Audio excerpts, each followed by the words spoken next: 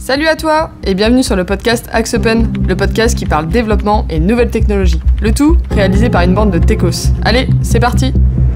When I decided to hack you, whoever's in control of the exit nodes is also in control of the traffic. Vous en voulez à la terre entière, à la société. J'emmerde la société.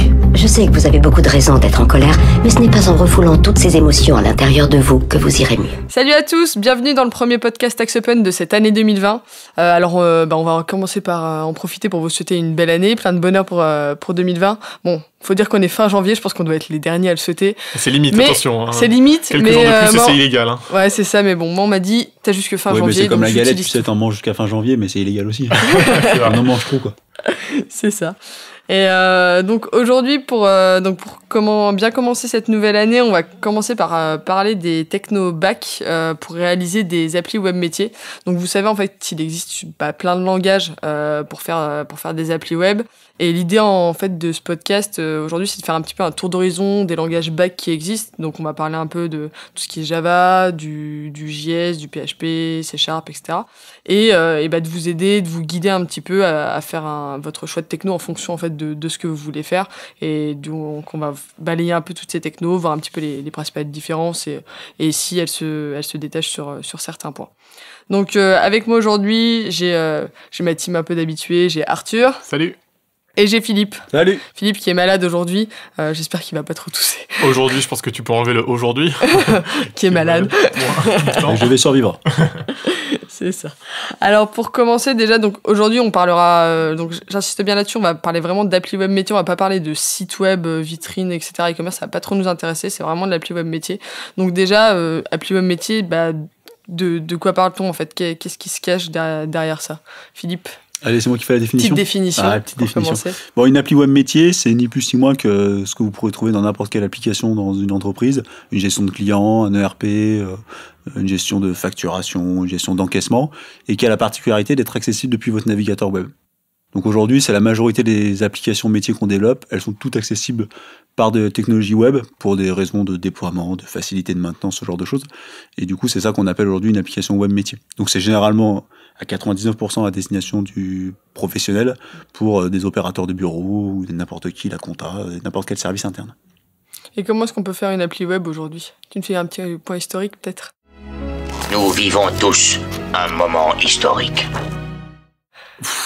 C'est dur là. Comment on peut faire des applis web aujourd'hui? Alors il y a plein de solutions pour faire des applis web, il n'y en a jamais eu autant de solutions, mais grosso modo le marché, quand même, ce qu'on disait un petit peu la semaine dernière, c'est qu'il commence un peu à se contracter autour de 3, 4, 5 grandes technos.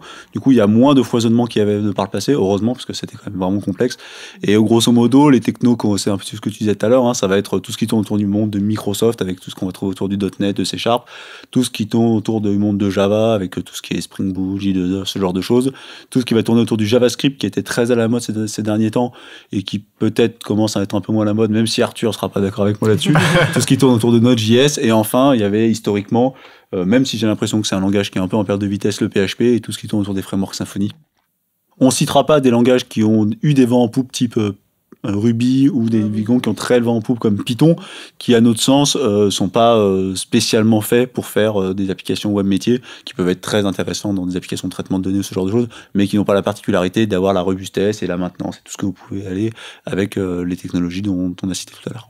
Alors, en préparant ce podcast, je me suis posé une question peut-être un peu toute con. En fait, c'est pourquoi est-ce qu'on n'a pas tout simplement une solution unique en fait, un langage unique pour faire ces applis? Pourquoi est-ce qu'il y a Il y a plein de langages utilisables. C'est très simple, vous mettez 2 développeurs à côté et vous lui demandez comment nommer une variable et vous avez 4 réponses différentes.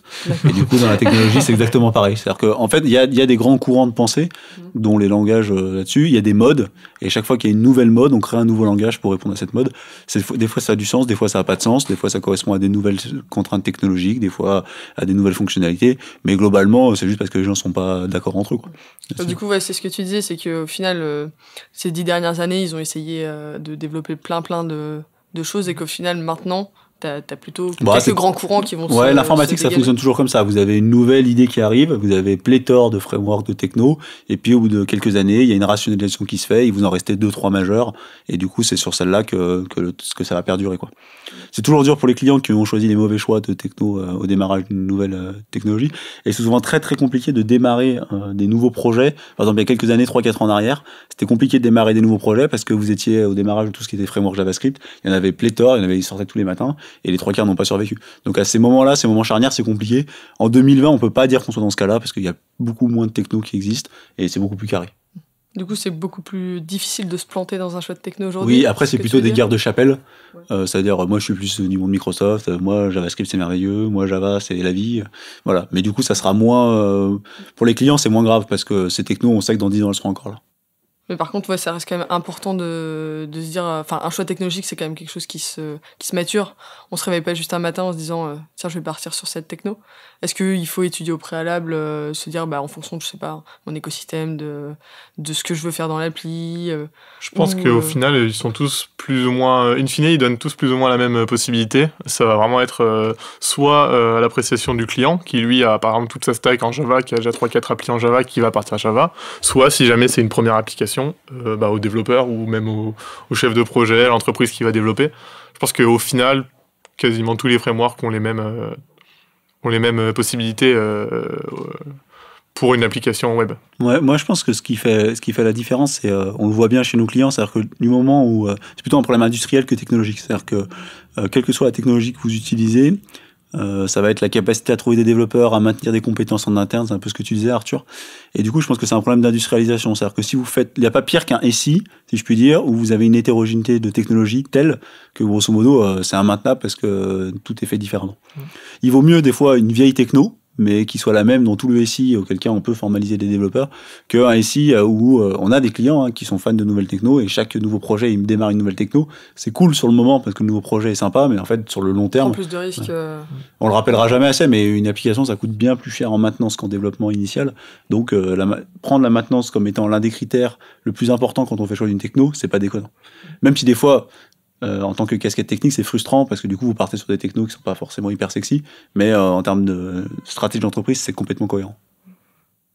Et si on parle un peu plus des technos que vous utilisez en ce moment, parce que bon, on va faire un petit comparatif, je vais vous battre sur quelques sujets, les perfs, etc. Vous, qu'est-ce que vous avez eu l'habitude d'utiliser là, les dernières applis que vous faites, c'est en quoi ? Moi, personnellement, j'ai fait Java, Spring Boot et Node.js. C'est les deux solutions back-end que j'ai utilisées. Après, je suis pas vraiment familier avec PHP et C#, donc j'ai vraiment aucun avis là-dessus. Mais ouais, c'est à peu près les deux seuls technos où je peux plus ou moins avoir un avis constructif. Après, sur les projets sur lesquels on a pu travailler récemment, on a beaucoup de projets .NET qui revient très fort sur le C#. Avec une intégration très très forte dans le cloud par Microsoft qui est pour le coup vraiment bien faite. Alors je suis pas, ceux qui me connaissent savent que je suis pas un fan de Microsoft maintenant, mais ces dernières années ils ont grandement progressé et ils proposent une solution de développement maintenant qui est standardisée, qui est plus ou moins open source, qui fonctionne bien avec des fonctionnalités out of box qui sont vachement bien pensées. Et ils reviennent concurrents de Java qui lui s'était un peu endormi ces dernières années. Mais qui reste très très positif. Après Node.js, bon moi je suis pas un fan parce que justement ça correspond pas aux critères qu'on a pu citer de maintenance dans le SI, tout ça. Ouais. Même si ça va mieux, même si voilà, c'est pas encore à mon avis industriellement parfaitement cohérent, à part pour certaines applis. C'est très bien pour les petites applications qui demandent juste des manipulations de base de données. C'est très très rapide à mettre en place. Pareil, pour un déploiement automatisé, c'est assez simple, vu qu'on n'a pas vraiment de gros stack technique à avoir sur le serveur. En fait, vous avez juste à installer Node, à mettre votre fichier JS, et vous pouvez lancer. Vous n'avez pas à télécharger des packages, etc. Et donc pour moi, l'avantage, c'est de pouvoir lancer une appli très rapidement. Enfin, je veux faire un test vite fait. J'ai juste à lancer Node.js sur mon PC et je peux faire un serveur web quoi, en ce qui n'est pas 20 secondes chrono. Ce qui n'est pas le cas de Java où il faut installer la bonne version, où il faut avoir tous les packages à jour. Donc après, voilà, de toute façon, pour moi, tous les choix sont cohérents, à peu près. Ça dépend non, justement, tous les choix peuvent être bons, mais ils ne sont pas forcément cohérents avec ce que tu as. Oui, voilà, c'est ça. Et le dernier de la bande, c'est PHP. On a du mal, franchement, on a du mal à lui trouver des points positifs aujourd'hui. C'est un très vieux framework, il n'a pas su s'adapter pour moi.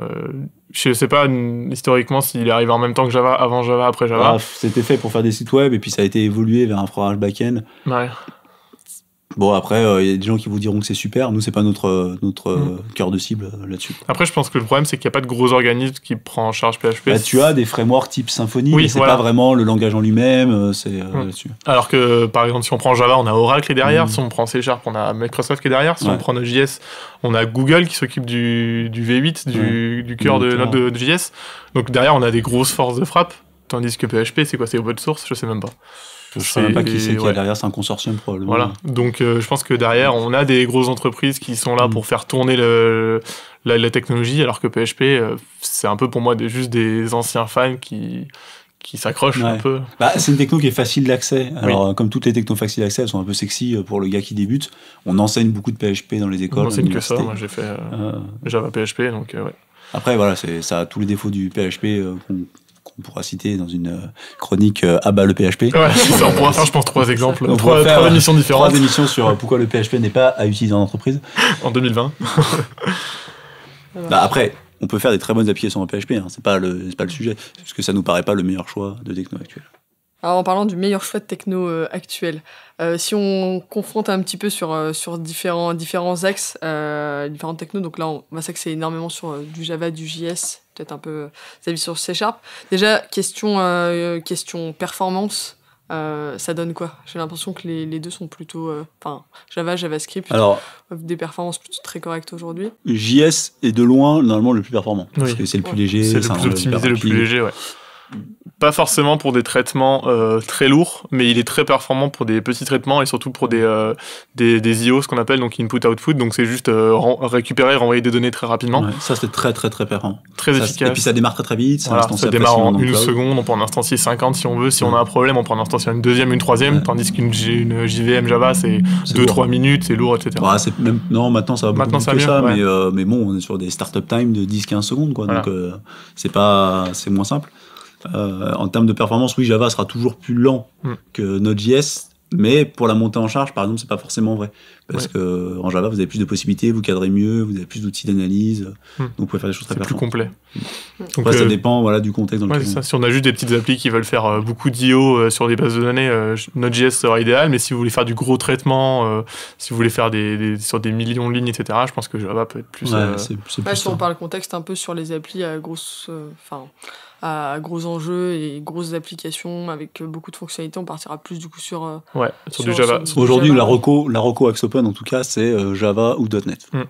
Voilà. Après, pour des questions un peu de chapelle, parce que le .NET maintenant fait exactement ce que fait Java, ils ont les mêmes, quasiment chaque couche d'abstraction à l'équivalence côté .NET et .NET Java. Donc il n'y a pas de... Après, c'est est-ce que vous voulez un support Microsoft, est-ce que vous voulez rentrer dans l'univers Microsoft? Mais aujourd'hui, il n'y a pas de... En termes de perf, de toute façon, c'est assez similaire. En termes de déploiement, c'est assez similaire. Enfin, c'est les mêmes types de techno, de toute manière. Et la différence aussi, je pense, c'est que Node.js est un langage très très permissif. Ça vient du JavaScript, donc on peut faire à peu près tout ce qu'on veut. On peut coder tout son code sur un seul fichier. On peut mettre à peu près ce qu'on veut. Donc ça peut être un avantage si on veut lancer une appli très vite. On a juste à faire 2 fichiers et c'est parti. Mais ça peut être un inconvénient si on veut faire des gros projets. On n'est pas obligé de structurer, contrairement à Java ou .NET, où on va être obligé de structurer un minimum. Et donc ça peut créer vite un micmac et ça peut vite être l'enfer à maintenir si on n'est pas rigoureux et si on n'utilise pas les bons outils. Est-ce que ça implique directement, c'est-à-dire que si, par exemple, nous, ça nous arrive très souvent de reprendre des applications en maintenance développées par d'autres gens, si vous êtes sur du Java ou du Spring Boot ou si vous êtes sur un .NET Core ou équivalent, on sait globalement comment ça va être développé parce qu'il y a Microsoft ou mon Java formalise. Il y a des standards. Donc, même si ça peut être mal développé, ça ne va pas empêcher que ce soit mal développé, je dis au moins c'est développé de manière assez pareille. Formalisme. Du coup, c'est beaucoup plus facile à auditer, à maintenir, à développer. Okay. Alors que JavaScript, c'est plutôt... on fait absolument tout ce qu'on veut, c'est ça. On peut avoir une seule fonction techniquement, on peut faire des classes. Enfin, maintenant, ce qui est bien, c'est qu'on peut le formater comme un langage objet. Il y a beaucoup d'outils avec notamment TypeScript qui permettent d'avoir une sorte de langage objet. Donc ça peut être, si jamais on aime beaucoup le Node.js, mais qu'on préfère un langage objet, on peut partir sur le Node.js et un langage objet.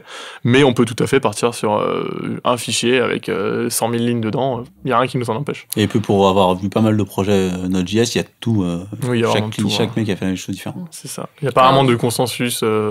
À part maintenant avec TypeScript, du JS pur, il n'y a pas vraiment de spécifications PHP, c'est pareil aussi. Enfin, t'as un peu le. PHP, alors ça dépend. Il y en a qui font du PHP natif, mais la majorité font du PHP type PHP Symfony. Symfony ou Laravel, ouais. C'est pareil, oui, c'est ça. Symfony, Laravel, c'est un peu la même chose. Ouais. C'est un peu, c'est à peu près standardisé.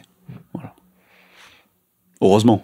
Ouais. Parce que PHP est un peu comme JavaScript. Ouais. Tu peux faire n'importe quoi. Faire de l'objet, tu n'es pas obligé de faire de l'objet, tu peux faire. Ouais, du coup, question de maintenabilité du Java.NET serait plus simple. Enfin, en tout cas, après. Typiquement, ça dépend des développeurs toujours. Quelque chose qui est hyper intéressant dans une entreprise, c'est de se dire est-ce que mon applicatif pourra exister dans 20 ans et potentiellement dans 20 ans, est-ce que je serai capable de la mettre à jour? Dans l'univers du Java, vous avez des montées de versions successives qui peuvent être douloureuses, parce qu'il faut quand même les faire, mais vous êtes sûr que vous serez rétrocompatible de version en version et vous arriverez à mener votre application et à l'amener sur le dernier framework. Quand vous êtes dans le monde du .NET, vous avez à peu près la même chose. Quand vous êtes dans le monde de PHP, comme c'est pas machin, on voit pas tout ce qui marche pas, les frameworks machin, c'est compliqué. Ça peut être compliqué. Et Node.js, alors, j'ai pas fait beaucoup de montées de version sur Node.js, tu m'en parleras sûrement mieux que moi, mais c'est souvent compliqué, quoi. JS en soi n'a pas vraiment de version parce qu'en fait c'est ECMAScript, donc c'est juste des spécifications, donc au final il y a rien qui est enlevé, il y a juste des choses qui sont rajoutées.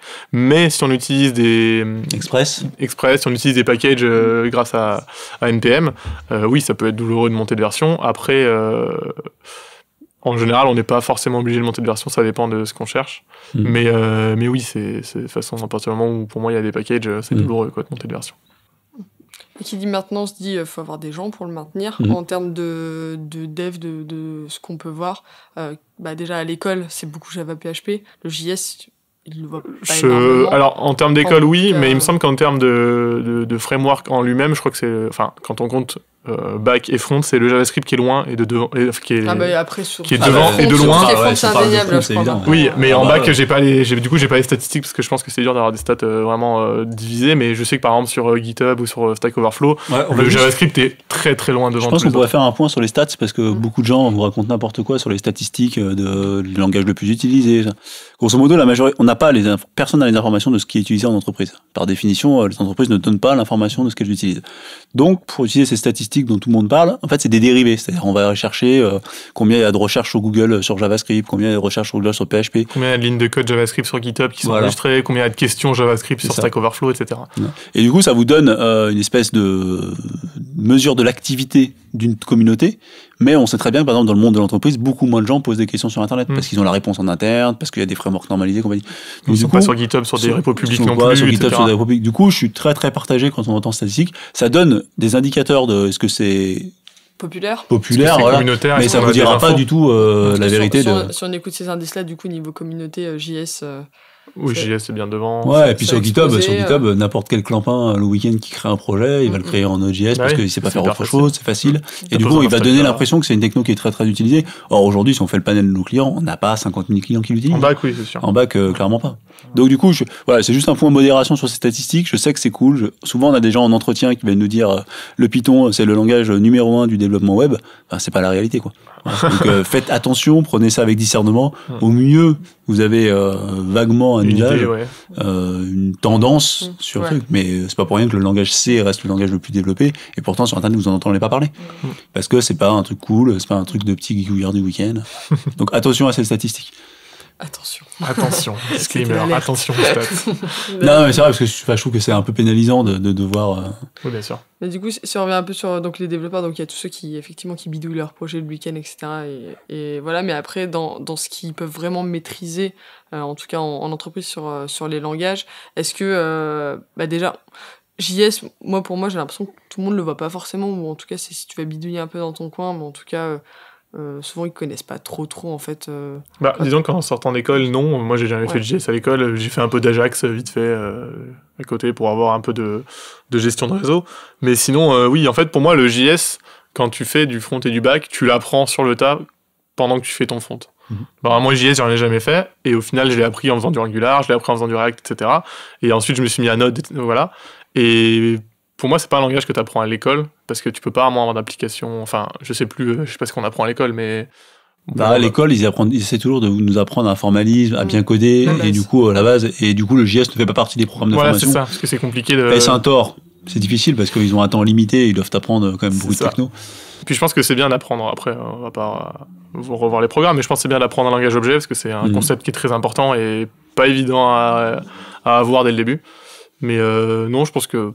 c'est pas un problème que ce soit pas appris à l'école et que dans tous les cas on va finir par y aller si on part s'y mettre, si on fait du... Tu vois, si on prend purement pratico-pratique, prendre n'importe qui et de le former sur une techno Angular, c'est beaucoup plus simple que prendre n'importe qui et le former sur du Java ou du .NET.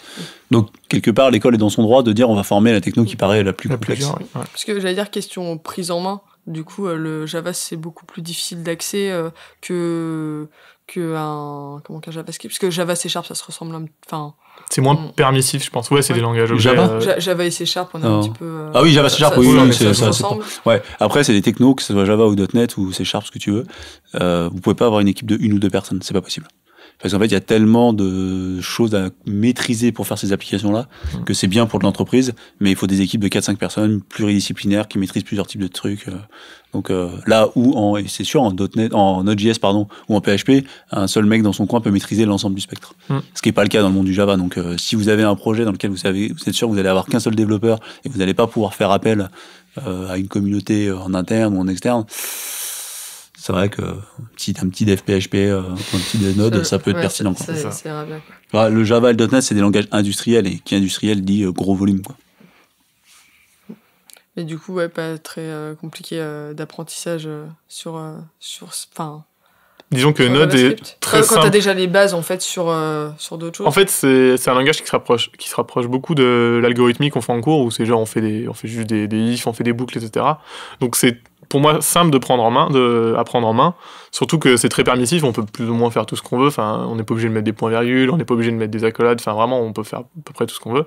Donc c'est assez simple à prendre en main. C'est dégueulasse, c'est ça que tu fais. Non, j'ai dit on peut le faire. Après, si tu es un mauvais développeur, tu ne le fais pas, mais on peut le faire. Et donc je pense que la prise en main est assez simple. Par contre, pour le maîtriser, c'est tout de suite un peu plus compliqué parce qu'il y a beaucoup de concepts qui ne sont que dans le JavaScript et qui ne sont pas autre part. Et du coup, je pense que puis pour optimiser Node.js, on a des systèmes le moteur JS, Node.js V8, donc de Chrome, est assez complexe à maîtriser et à gérer tous les threads, etc. On peut gérer tous les threads un par un, on peut avoir des workers à côté. Donc je pense que pour prendre en main, c'est simple, mais pour vraiment le maîtriser, on a plus de mal, je pense. Ça marche. Je pense qu'on a à peu près fait le tour. Après, si on peut un petit peu résumer tout ça en conseillant un petit peu les gens qui nous écoutent, si aujourd'hui ils ont un projet d'appli web métier, au final, quelles sont les questions à se poser? C'est du coup combien de temps va être utilisé l'appli? Ouais, combien de temps va être utilisé l'appli? Quel est le panel de l'équipe que vous avez en interne, si vous avez une équipe en interne? Quelle est la facilité de trouver des développeurs sur le marché sur la techno? Ça, c'est clé. Oui, la projection sur la durée de l'application, c'est capital. Ce que vous avez déjà dans votre récit, c'est capital, parce que si vous avez déjà plein de techno, n'en rajoutez pas une de plus. Qu'est-ce qu'on peut dire d'autre après c'est déjà ça, hein. Enfin, si vous posez ces bonnes questions-là... c'est ça. Généralement... L'avantage du Node.js aussi, c'est qu'on peut avoir un seul développeur qui fait le front et le back. Je suis là pour ça. C'est pour ça que ma Camille m'a invité, sinon je serais pas là. C'est que du coup, on a une seule technologie pour le front et le back. Ce qui peut être bien si on a un seul développeur qui fait les deux, si on a des petits projets. Comparé à un Java, on est obligé d'avoir un développeur back-end, un développeur front-end. Donc oui, de toute façon, je pense que le Node.js est très adapté pour les petits projets. Après, c'est sûr que dans l'entreprise, c'est pas forcément tout ce qu'on a, mais on a pas mal d'entreprises qui ont des besoins variés, où on peut juste créer un petit projet, créer un POC, juste pour avoir de l'aide dans le style d'entreprise. Donc, Voilà, pour un projet jetable, Node.js, c'est exactement ce que j'allais dire. Pour les projets à durée très limitée. Non, à spectre très limité. Et puis sinon, pour le reste, du coup, nous, on conseillera pas forcément PHP, mais du coup, pour les grosses applis durables dans le temps, plutôt du Java ou .NET, quoi. Bon. Et partez sur ce que vous voulez, mais en tout cas, pour ça, vous posez les bonnes questions et surtout avoir l'équipe qui va derrière, quoi. Je pense que c'est super important. Et pas de PHP. Surtout pas. Merci les gars pour nous avoir donné votre avis sur le sujet. On va passer au coup de cœur, coup de gueule. Coup de cœur, coup de gueule. Philippe, t'avais un coup de gueule. Moi j'ai un mi-coup de cœur, mi-coup de gueule. Mi-coup de cœur, c'est un coup de bœuf. Et en plus c'est en lien avec la conversation qu'on a eue avant. C'est fantastique. Pour un de nos clients, j'ai dû monter de version de Java et monter de version de gestionnaire de dépôt qui s'appelle Gradle. Ça a été pénible, j'ai passé une journée, mais j'y suis quand même arrivé. Donc 2 choses à retenir, c'est que d'une, ouais, c'est pénible de devoir passer une journée pour faire une montée de version d'un applicatif, et en même temps, on n'a pas eu de problème, on n'a pas perdu des fonctionnalités, on a réussi à mettre à jour. Donc au final, ça marche bien. Donc au final, ça marche bien. Et effectivement, si vous le faites sur un tout petit projet, une journée, c'est énorme en termes de charge. Sur un gros projet, passer une journée à faire ça, c'est rien. C'est juste chiant. C'est juste chiant. Ouais, c'est particulièrement chiant, surtout quand c'est toujours sur le mec qui est le plus expérimenté, parce que faut quand même avoir un peu de flair pour faire ce genre de choses. En plus, je trouve qu'il est assez spécial, Gradle, comme gestionnaire de package comparé aux autres. Et par exemple, il est utilisé par défaut pour les projets Android natifs. Et des fois, j'ouvre un projet Android, j'ai juste envie de faire une petite mise à jour ou de vérifier un truc. Et je peux pas compiler mon appli parce qu'il y a une mise à jour de Gradle et je passe 3 heures dessus et c'est l'enfer et tout ça parce que... Et en plus, tu apprendras que la dernière version de Gradle, la 6, a changé de syntaxe. J'étais très content. T'as dû tout refaire? Ouais, j'étais ravi. Plaisir. Ah oui, c'est vraiment très excitant. Et puis, c'est sûr que c'est toujours très excitant aussi d'expliquer à votre client que vous avez passé une journée à rien faire d'autre qu'à monter de version. À juste refaire marcher l'application. C'est ça, exactement. Parce qu'elle a même plus marché toute seule en fait. Voilà. Et merci Gradle. Paye ta vie de développeur. C'est ça. C'est ça. Merci Philippe pour ce coup de bof. C'est ça. Et puis merci à tous de nous avoir écoutés. Puis on se retrouve le mois prochain pour un nouveau sujet. Salut. Au revoir. Bye.